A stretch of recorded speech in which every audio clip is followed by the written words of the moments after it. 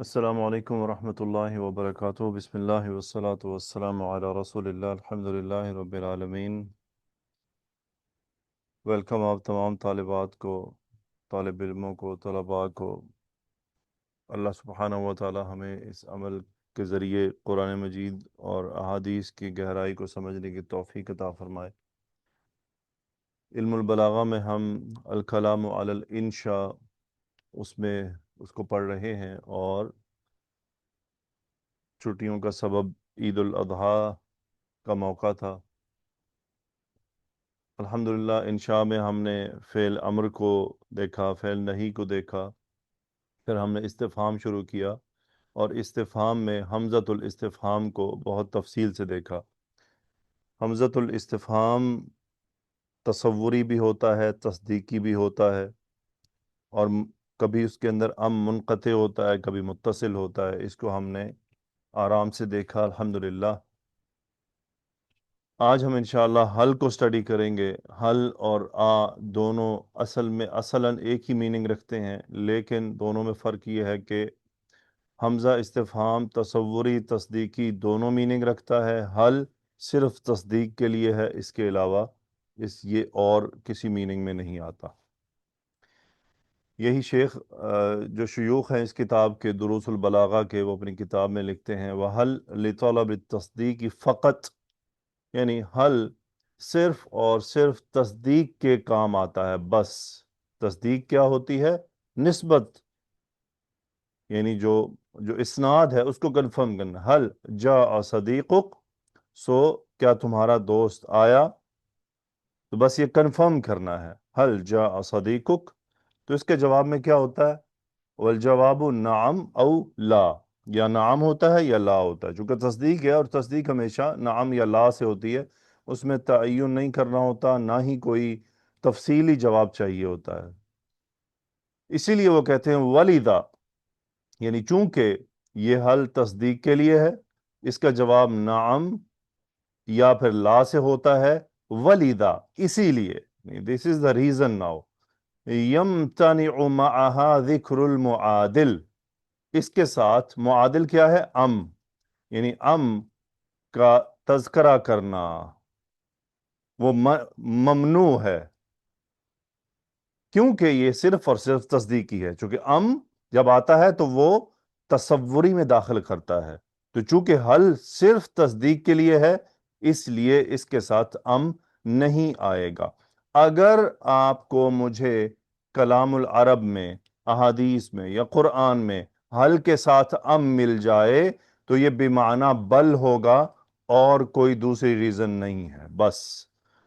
اور اس صورت میں ہم یہ نہیں کہیں گے منقطع یا متصلہ، چونکہ یہ حل کے ساتھ معادل کے طور پر آتا ہی نہیں، تو ہم جو متصل یا منقطع نہیں کہیں گے، سمپلی بل۔ حل جاء صدیقک ام عدوک فلا یقال، یہ نہیں کہا جائے گا کہ حل جاء صدیقک ام عدوک، یہ بات نہیں کی جائے گی۔ کیوں؟ کیونکہ یہاں بظاہر یوں لگ رہا ہے کہ ہم گویا کہ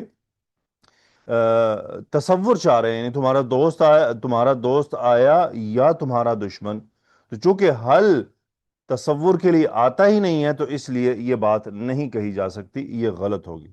سمپل از دیٹ کہ حل کا فقط مقصد تصدیق یعنی نعم یا لا، صرف تصدیق ہے، نعم یا لا، یس اور نو۔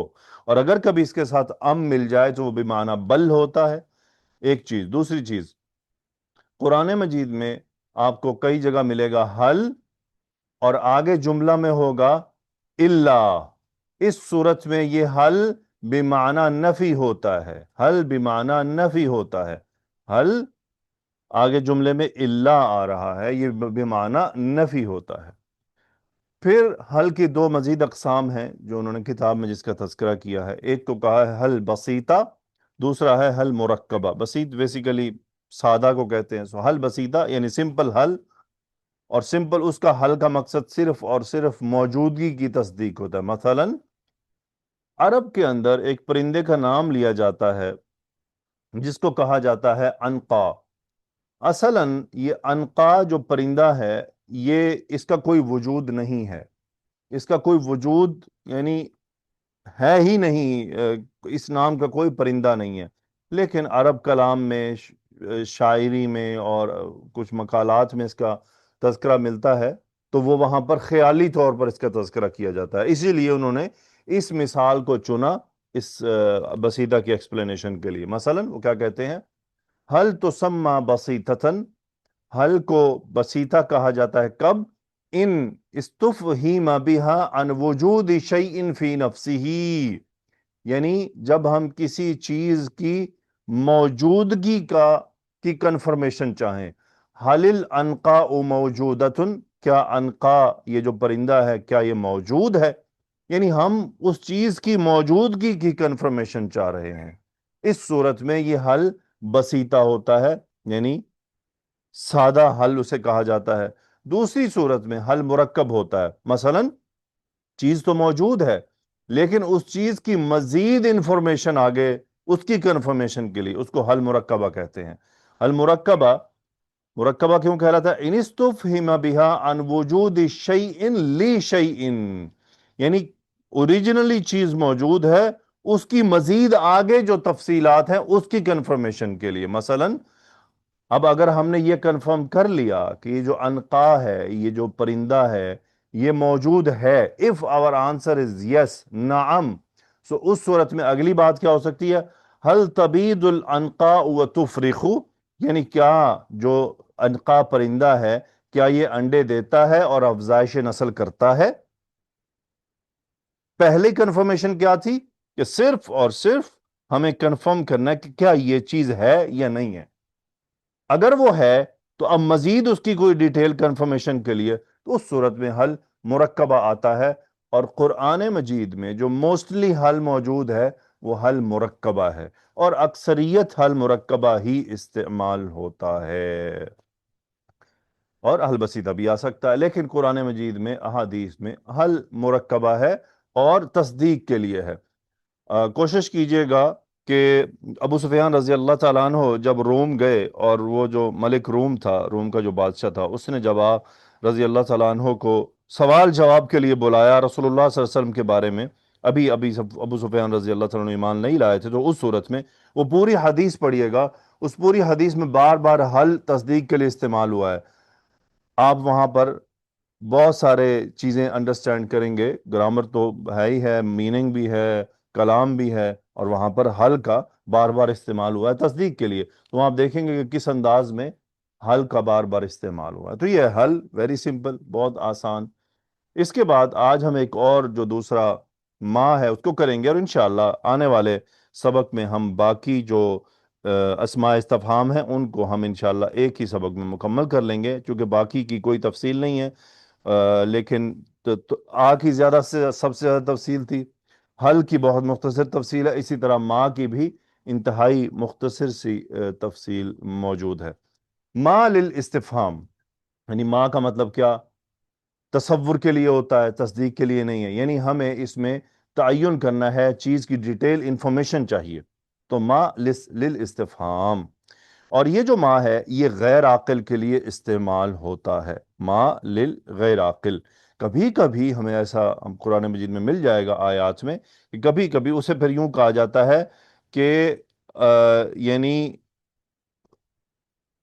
ما غیر عاقل کو ہم لے کر چلے گئے ہیں عاقل کے استعمال کے لیے، تو وہ بھی کبھی کبھی ہو جاتا ہے، لیکن اکثر یہ غیر عاقل کے لیے ہے۔ کتاب میں وہ لکھتے ہیں، پھر اس کی ہم ایک ایک کر کے اس کی تشریح کر کے کچھ ایگزامپلز لیں گے۔ ما یطلب بها شرح الاسم، یعنی ما کے بیسیکلی تین کام ہیں۔ یطلب بها شرح الاسم، اس کے ذریعے کسی اسم کی شرح کو طلب کیا جاتا ہے، جیسا کہ مل اسجد او اللجین، یعنی کوئی کہتا ہے کہ اسجد کیا ہے، لجین کیا ہے، ابھی میں اس پر بات کرتا ہوں انشاءاللہ۔ او حقیقت المسمى، یعنی جس کا نام لیا جا رہا ہے اس کی حقیقت کیا ہے، مثلا مل انسان، او حال المذکوری، یعنی جس کا ذکر کیا جا رہا ہے اس کے حال کا تذکرہ کرنا، قولک لقادم علیک، یعنی آپ کے پاس کوئی آیا تو آپ نے اسے کہا ما انتا۔ انشاءاللہ اب اس کو ہم ون بائی ون کر کے دیکھتے ہیں۔ دیکھیں شرح الاسم کیا ہے، ما تین کاموں کے لیے استعمال ہوتا ہے، شرح الاسم، حقیقت المسمى، اور نمبر 3 ہوتا ہے حال المذکور. یہ 3. تو ما کے اصل میں ما استفہامیہ 3 چیزوں کے لیے آتا ہے. شرح الاسم سے مراد کیا ہے؟ یعنی آپ نے کوئی نام، کوئی اسم میرے سامنے استعمال کیا اور وہ اسم میں نے پہلی بار سنا، تو میں کیا اس کی مزید آپ کو کوشچن کروں گا. مثلا آپ مجھے کہتے ہیں اندی اسجدن، اندی اسجدن، میں کہتا ہوں مل اسجد. آپ کہتے ہیں اندی لوجین، میں کہتا ہوں مل لوجین. کیوں میں نے ایسا کیوں کہا؟ کیونکہ یہ نام میرے لیے نئے تھے. میں نے آپ سے اب پوچھنا چاہا کہ ان کا کیا مطلب ہے. اسجد کا مطلب ہے سونا، لوجین کا مطلب ہوتا ہے چاندی. یعنی آپ نے لغت میں سے وہ اسماء استعمال کیے جو مجھے نہیں معلوم تھے، میرے علم میں پہلی بار آئے. مثلا کہہ سکتے ہیں سعودی عرب میں ذہب استعمال ہوتا ہے اور یمن میں اسے اسجد کہتے ہیں. اب یمنی آیا، اس نے کہا اندی اسجدن، سعودی اس کو کہہ رہا ہے مل اسجد. اسجد کیا ہوتا ہے؟ یعنی ہم وی ڈونٹ نو اسجد. تو پھر سے وہ جواب دیتا ہے ذہب. اس کے پاس ہو سکتا ہے دوسری اس کی انفارمیشن ایکسپلینیٹری ہو. سو یہ ہے شرح الاسم، یعنی اسم کی تشریح. حقیقت المسمى.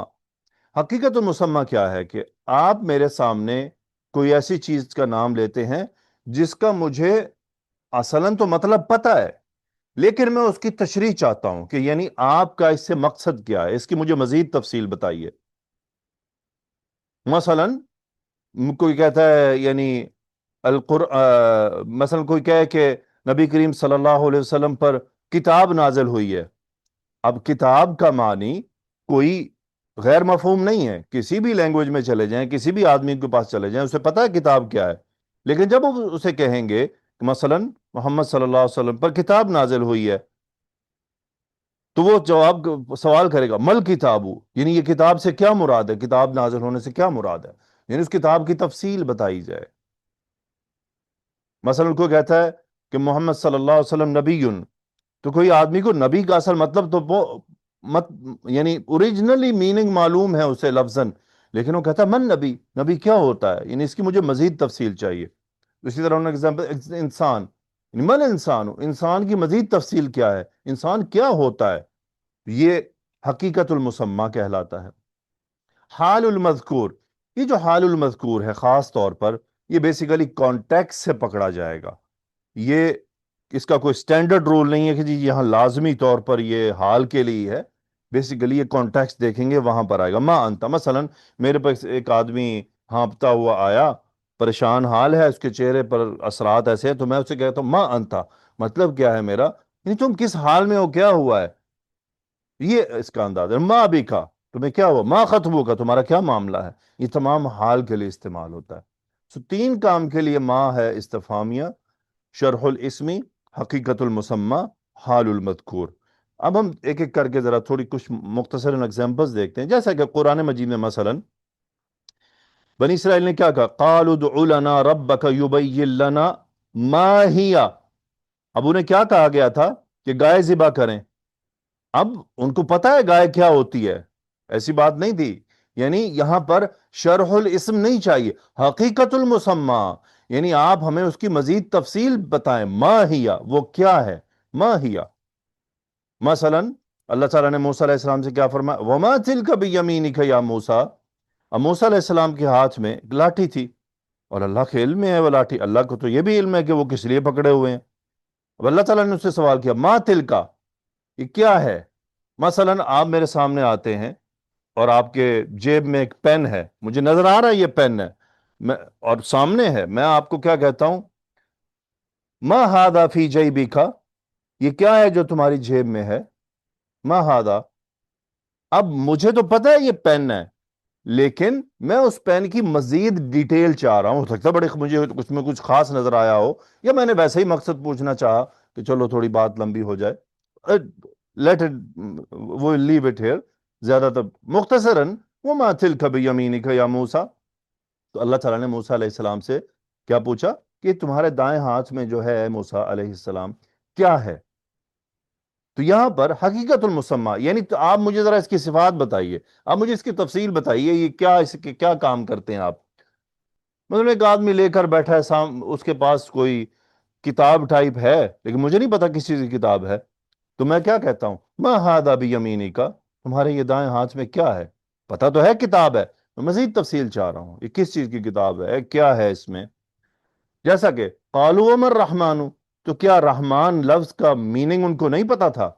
کیونکہ انہیں پہلے کہا گیا کہ سجدہ کرو رحمان کو، تو انہوں نے پھر سوال کیا وما الرحمن، کیا وہ عرب نان عرب، کیا وہ یعنی ایسے تھے کہ ان کو عربی معلوم نہیں تھی کہ رحمان کا مطلب کیا ہوتا ہے؟ خوب معلوم تھا، لیکن یہاں وہ حقیقت المسمى چاہ رہے تھے، یعنی کیا مقصد ہے تمہارا الرحمن سے، یہ کون ہے الرحمن؟ تو یہ یہاں پر ہے، یہ ما لحقیقت المسمى، یعنی جو نام لیا جائے اس کی ذرا تفصیل، صفات، مزید حقیقت واضح کی جائے۔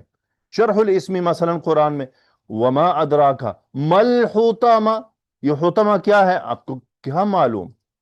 اب یہاں کیا ہے شرح الاسم مل حوتما، لیکن یہاں یہ سوال نہیں کیا گیا، یہ اللہ سبحانہ و تعالیٰ کی طرف سے خاص انداز ہے جو انشاءاللہ جب ہم استفہام کے اینڈ پہ جائیں گے نا ایک آدھ لیکچر چھوڑ کے، کہ یہ ادر دین اوریجنل ریزنز استعمال ہوتا ہے، وما ادراک مل حوتما۔ اب اللہ تعالیٰ نے صاف ظاہر ہے کہ آپ سے مجھ سے ہم سے یہ سوال تو نہیں کیا مل حوتما، لیکن اصل میں کیا ہے یہ اس کی یعنی شرح الاسم کی بات ہو رہی ہے۔ حال المذکور قال فما خطبک یا سامری، اے سامری تمہارا کیا معاملہ ہے؟ اب یہاں کیا ہے سامری کا حال پوچھا گیا ہے، حال یہ وہ والا نہیں ہے کیف حالک تمہارا کیسا حال ہے، نو، یہ وہ والا حال نہیں ہے، یعنی تم کس حال میں ہو، کیا معاملہ پیش آیا ہے؟ ما خطبک ما بال النسوہ، عورتوں کا کیا معاملہ ہے، یعنی کیا وہ کنڈیشن تھی، کیا وہ حال تھی جب صورتحال پیدا ہوئی؟ تو یہ حال خطبو، تو یہ تمام ما جو خطبو بالو کے ساتھ استعمال ہوتے ہیں، ما بکا، ما انتا، ما ہوا، تو یہ کیا ہے حال، اور یہ ڈیپینڈ کرتا ہے کانٹیکسٹ کے اندر سے ہم نکالتے ہیں۔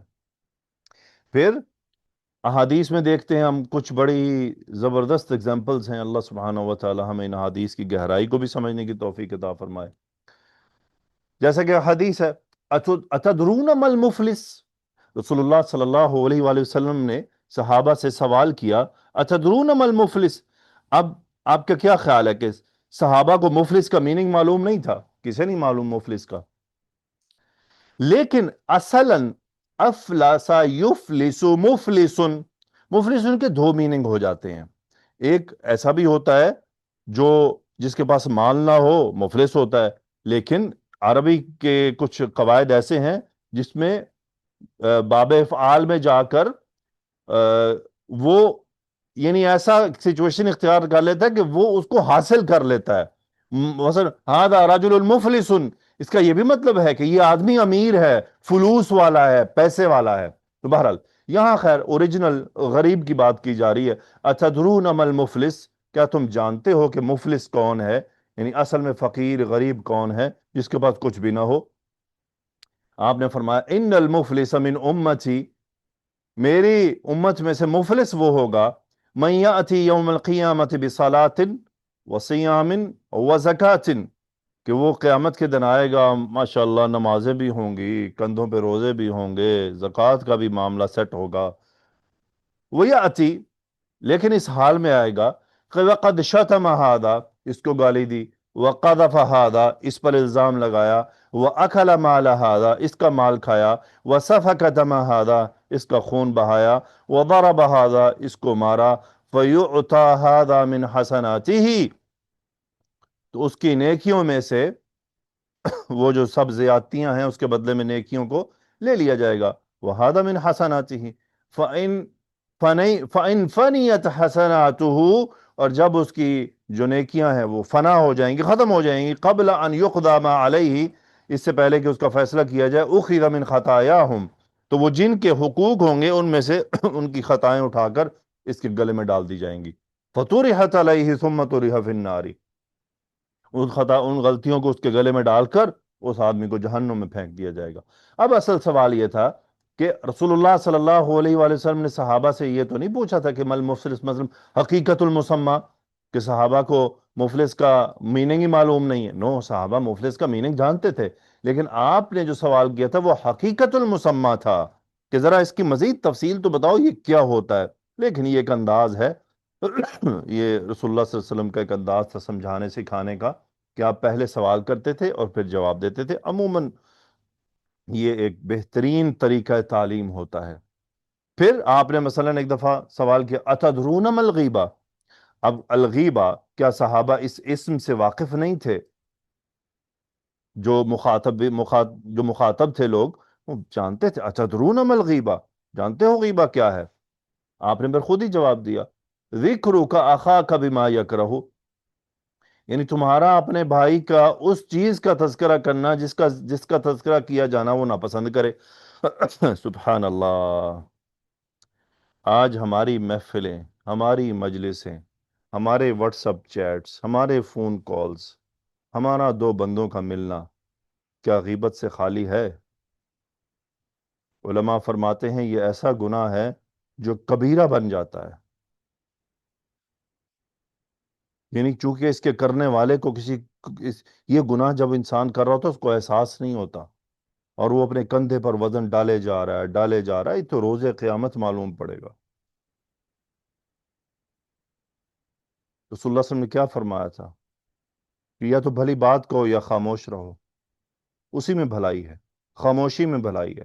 اسٹے سائلنٹ، ایسے لوگوں کو ترک کر دیں جو غیبت پر مجبور کرتے ہیں، ایسے رابطوں سے ڈسکنیکٹ ہو جائیں جو غیبت کی طرف لے کر جاتے ہیں، ایسے رابطوں کو چھوڑ دیں جو ہمارے گلوں میں زبان کے بھار ڈال دیں گے۔ روز قیامت یہ وزن اتارنا بہت مشکل ہوگا، واللہ لگ پتہ جائے گا۔ غیبت ایک ایسا گناہ ہے جس میں لذت کی انتہا موجود ہے۔ مثلا کچھ گناہ ایسے ہیں جن کے کرتے ہوئے انسان کو احساس ہوتا ہے، مثلا کوئی آدمی اگر وہ دین کو جانتا ہے، گانے سن رہا ہے تو اسے احساس ہے کہ یہ غلط ہے، اگر وہ کچھ غلط دیکھ رہا ہے تو اسے احساس ہے کہ یہ غلط ہے، اگر وہ کچھ غلط عملی اقدام اٹھا رہا ہے تو اسے احساس ہے کہ یہ غلط ہے، تو وہ اس کے کرتے ہوئے میں بھی وقتی طور پر اسے لذت ملتی ہے، لیکن بعد میں اسے دکھ اور غم رہتا ہے کہ یہ مجھ سے کیا ہو گیا۔ پھر وہ توبہ کرتا ہے، استغفار کرتا ہے، روتا ہے، اللہ سے معافی مانگتا ہے۔ لیکن یہ غیبت ایک ایسا معاملہ ہے کہ اس سے الامان الحفیظ، اس سے تو حفاظت بہت، اس کے کرنے والے کو ایسا مزہ آتا ہے کہ اسے بعد میں ندامت بھی نہیں ہوتی، الٹا کہ بعد میں سوچ رہا تھا میں تو آج تو میں نے صحیح رگڑا نہ بیٹھ کے۔ واللہ ثم واللہ ثم واللہ روز قیامت یہ غیبت کا وزن ہمارے کندھوں پر ایسا ہوگا، ایسا ہوگا کہ یہ نعوذ باللہ، اللہ سب کی حفاظت فرمائے، یہ وبال جان بن جائے گا۔ اور اس کے خلاف جنگ لڑنا بھی مشکل ہے، اس میں بھی بڑا صبر ہے۔ پہلے تو خود کو منع کرنا کہ یہ کام نہیں کرنا، پھر جو آپ کے سامنے کرے اسے منع کرنا، یہ اس سے بڑا چیلنج ہے۔ لیکن اگر آخرت بچانی ہے تو یہ چیلنج قبول کرنا ہوگا۔ بہرحال الغیبۃ ذکرک اخاک بما یکرہ، یعنی اپنے بھائی سے مراد یہ نہیں کہ اپنی ماں جایا بھائی، مطلب مسلمان، اپنے بھائی کا تذکرہ کرنا اس انداز میں کہ جو اسے ناپسند ہو۔ ان کان فیہ ما تقول فقد اغتبتہ، یعنی اگر تم کوئی ایسی بات کہہ رہے ہو جو اس میں ہے تو پھر تم نے غیبت کی۔ وَإِن لَّمْ يَكُنْ فِيهِ، اور اگر وہ اس میں نہیں ہے، فقد بہتہ، یعنی پھر تم نے اس پر بہتان باندھ دیا، اب تو عذاب اور بڑھ گیا۔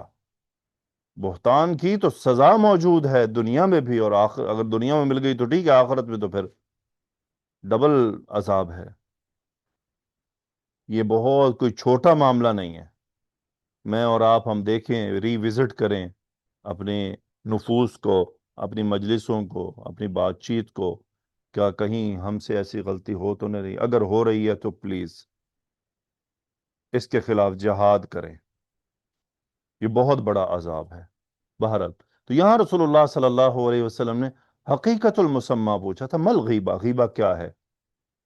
پھر دوسری حدیث، حدیث جبریل میں بار بار آپ دیکھتے ہیں کہ جبریل علیہ السلام سوال کرتے، قال یا محمد صلی اللہ علیہ وسلم مل اسلام، اسلام کیا ہے؟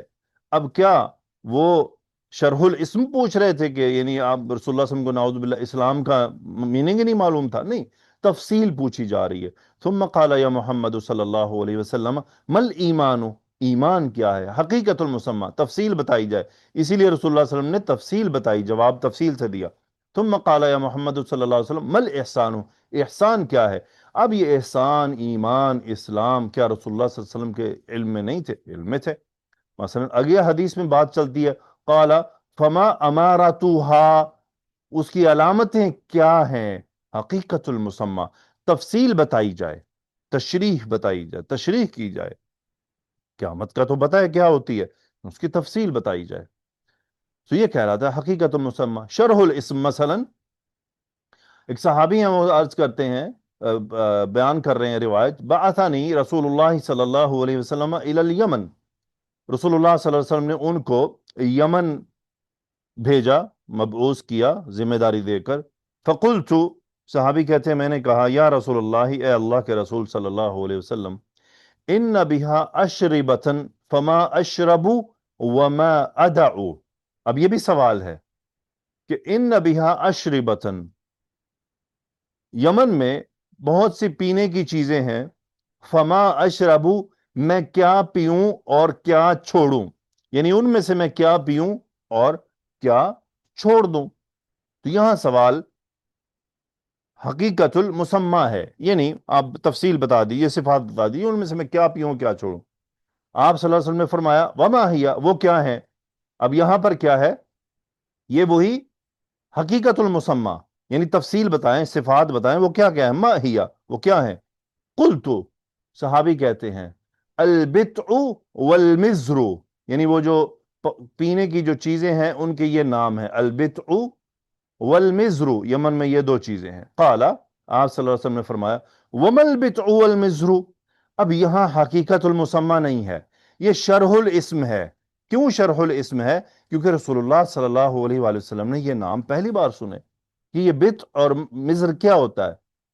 اللہ عالم، ہو سکتا ہے آپ کے علم میں ہو، لیکن صحابی کو ذرا تفصیل بتانا چاہ رہے. بہرحال بظاہراً مقتضی الحال میں یہ یہی ہے کہ یہ سوال بیسیکلی حقیقت شرح الاسم کے لیے ہے، کہ یعنی یہ بت اور مزر جو اسم ہے یہ مکہ میں استعمال نہیں ہوتے تھے یا مدینہ میں استعمال نہیں ہوتے تھے، یہ پہلی بار سنے کہ یہ بت اور مزر کیا ہوتا ہے.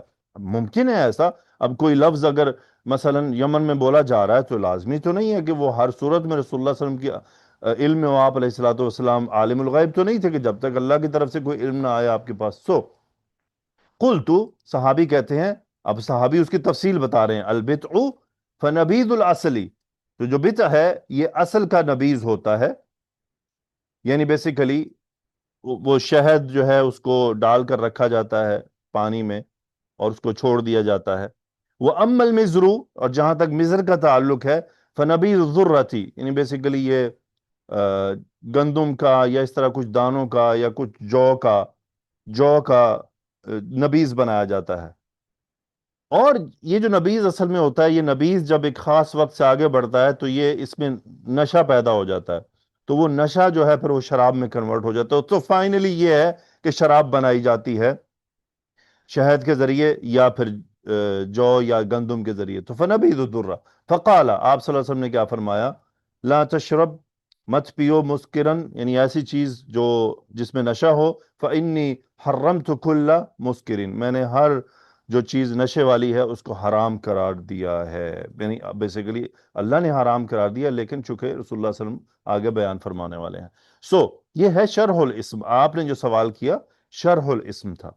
مثلا اب اس حدیث میں دیکھتے ہیں، آپ نے فرمایا ان من احبکم الی واقربکم منی مجلسا یوم القیامت احاسنکم اخلاقا. آپ صلی اللہ علیہ وسلم نے فرمایا تم میں سے میرے سب سے پسندیدہ اور میرے سب سے قریب قیامت کے دن وہ لوگ ہوں گے جن کے اخلاق سب سے اچھے ہوں گے. وَإِنَّ مِنْ أَبْغَضِكُمْ إِلَيَّ وَأَبْعَدِكُمْ مِنِّي يَوْمَ الْقِيَامَةِ، اور قیامت کے دن تم سب میں سے میرے ناپسندیدہ اور مجھ سے دور کون لوگ ہوں گے، چاہے یہ صدقہ، روزہ، نماز وغیرہ وغیرہ وغیرہ وغیرہ کرنے والے ہوں، لیکن اس کے باوجود یہ سب صورتحال ہوگی. ابغضکم الی وابعدکم منی یوم القیامت، یوم قیامت یہ کون سے لوگ ہوں گے، کیسی یہ خسرتیں ہیں جو آپ صلی اللہ علیہ وسلم سے دور ہوں گے؟ اب ان کی آپ نے تفصیل بیان فرمائی. الثرثارون، سرثار کہتے ہیں ہر وقت جو بولتا ہی رہے، بولتا ہی رہے، بولتا ہی رہے، یعنی جدھر کھڑا ہوگا بولنا شروع کر دے گا، جدھر کھڑا ہوگا بولنا شروع کر دے گا. یعنی یہ وہ بولنے والا نہیں کہ جو ہر وقت نیکی کی بات کر رہا ہے، نصیحت کی بات کر رہا ہے، واعظ کی بات کر رہا ہے. مثلا فضول کلام، جب انسان فضول کلام کرتا ہے تو اس میں بہت کچھ الٹ ولٹ، غلط سلط، اور جھوٹ شوٹ، غیبت ویبت، اور گندے باتیں، اور سب کچھ بولتا چلا جاتا ہے. تھرثار، ہاں بڑ بولا، بولی ہی جا رہا ہے، بولی ہی جا رہا ہے، چپ ہی نہیں کر رہا. الثرثار، اس کو کہتے ہیں الثرثار. الثرثارون، پھر فرمایا والمتشدقون.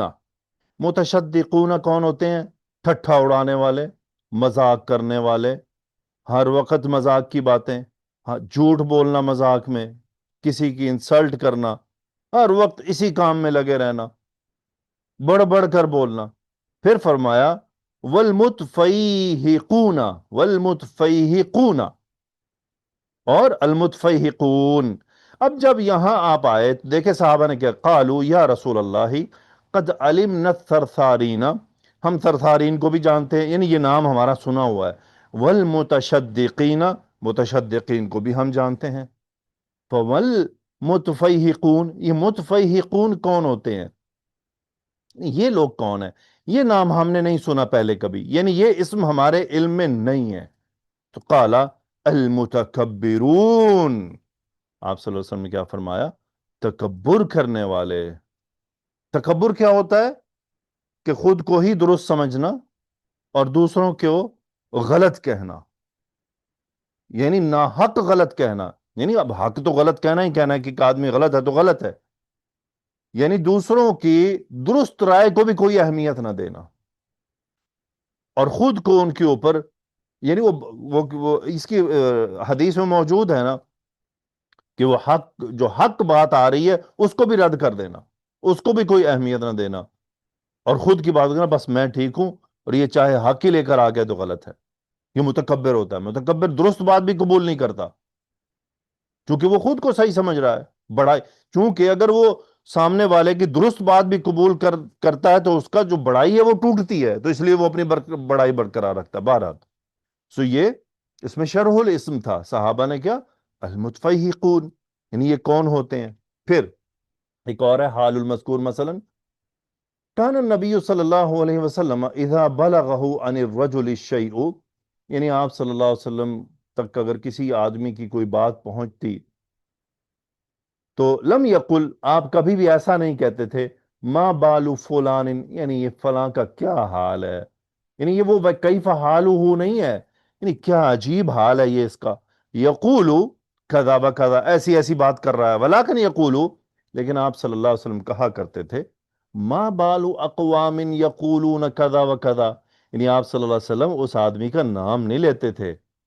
یہ اسی انداز لوگوں کو کیا ہو گیا ہے، یہ قوم کا کیا حال ہے. مثلا آپ نے اپنے کسی بڑے دوست سے سنا کوئی بات کہ اس نے ایسی بات کی ہے، تو آپ اپنے دوست کا نام نہیں لے رہے، بلکہ آپ یوں کہتے ہیں یار یہ لوگوں کو کیا ہو گیا ہے، کیسی باتیں کرتے ہیں.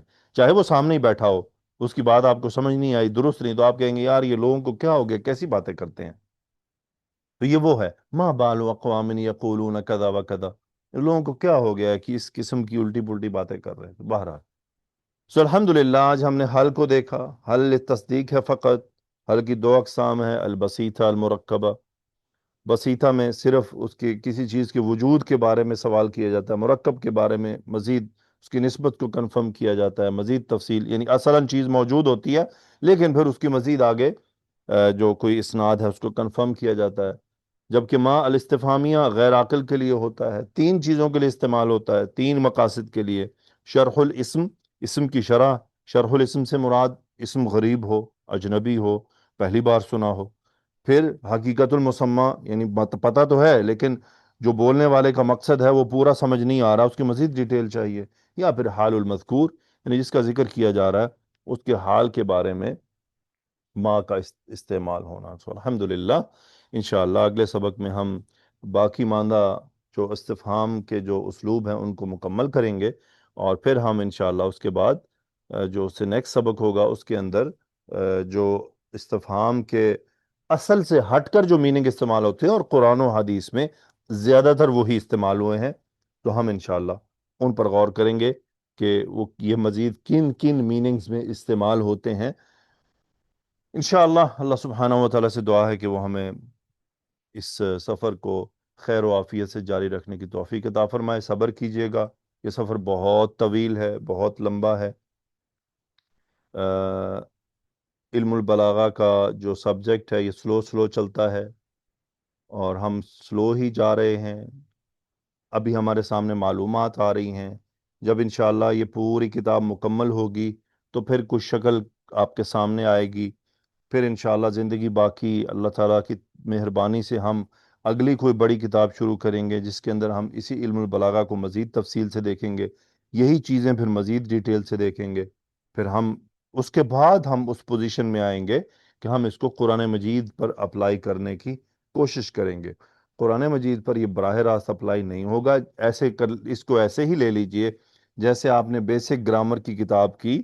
اب بیسک نحو پڑھنے کے بعد آپ اعراب القرآن براہ راست تو نہیں کر سکتے ہیں، مزید علم حاصل کرنا ہوتا ہے، مزید تفصیل ہوتی ہے، اس کی تطبیق ہوتی ہے، اس کے بعد جا کر ایک وقت آتا ہے، اور علم میں تدریج ہوتی ہے۔ یہ ہم اپنے ساتھ ہم نے چیزیں رکھنی ہیں۔ علم سیڑھیاں چڑھی جاتی، تدریج، درج ہوتے ہیں، درج چڑھتے ہیں ہم، درج بدرج درج، ایک سے دم چھلانگیں لگائیں گے تو بیچ کے سارے درج جو ہیں وہ چھوٹ جائیں گے۔ اگر کوئی یہ بھی سمجھتا ہے کہ میں بہت 30 مار خان ہوں تو پھر بھی وہ بہت کچھ مس کر جائے گا۔ تو اسی لیے پرانے نظام سے لے کر آج تک علماء کی یہی ترتیب رہی ہے، اور اللہ سبحانہ و تعالیٰ کی قرآن نازل کرنے کی ترتیب بھی یہی ہے، سٹیپ بائی سٹیپ، ایک ہی دم آپ دیکھ لیں، آپ اللہ تعالیٰ نے شراب کو حرام قرار نہیں دیا، سٹیپ بائی سٹیپ پہلے سچویشن بنی۔ علم ہمیشہ تدریج کے ساتھ ہے، چھوٹی کتاب، پھر اس سے بڑی کتاب، پھر اس سے بڑی کتاب، کیونکہ ذہن کو تیار ہونا ہوتا ہے۔ ابھی یوں سمجھ لیجئے دروس البلاغہ کے لیکچرز کے ساتھ ہمارا ذہن علم البلاغہ کے لیے تیار ہو رہا ہے۔ یہ یوں سمجھ لیجئے ایک کھیت ہے جس کے اندر ہم نے مٹی کے اندر، جسے پتہ نہیں اب وہ اردو ہے یا پنجابی یا سرائکی لفظ ہے، گوڈی کرنا، تو وہ ہم نے شروع کیا ہے، یعنی زمین کو نرم کرنا شروع کیا ہے کہ ہم اس میں کاشتکاری کر سکیں، اس کو پانی دے سکیں۔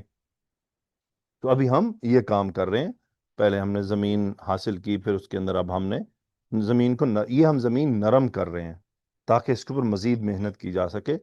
علم صبر کا راستہ ہے، یہ جلد بازی کا راستہ نہیں ہے۔ تو جو جلد باز ہے وہ اس کے لیے یہ علم کا سفر کبھی بھی جلد باز آدمی کے لیے نہیں ہوتا، کبھی بھی۔ علم پورا ٹوٹلی صبر کا معاملہ ہے، پیشنس، انٹرسٹ، سب کچھ۔ تو مجھے امید ہے کہ آپ لوگ صبر کا دامن تھام کر رکھیں گے، اور علم البلاغہ کا جو سبجیکٹ ہے بہت کریٹیکل ہے، اور اتنا سٹریٹ فارورڈ نہیں ہے، تو اس لیے شیطان کے اس دھوکے سے بچنے کی کوشش کرنا ہے کہ چند لفظ پڑھتے ہی ہم سمجھنے لگ جائیں کہ ہم تو شاید ابھی قرآن کی تفسیر بھی لکھنے کے قابل ہو گئے ہیں۔ نو، اگر یہ ایک ہی کتاب کی بات ہوتی تو پھر علماء علم البلاغہ پر اتنی بڑی بڑی کتابیں نہ لکھتے، پھر یہ ایک ہی کافی تھی۔ اب جنہوں نے لکھی ہیں وہ بیوقوف تو نہیں تھے، اس کا مطلب بہت کچھ چھپا ہوا ہے، تو بہت کچھ سیکھنا ہے۔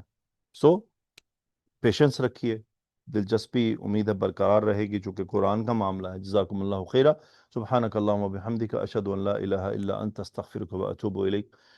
اللہم صلی وسلم علی نبینا محمد، آمین یا رب العالمین۔ السلام علیکم ورحمۃ اللہ وبرکاتہ۔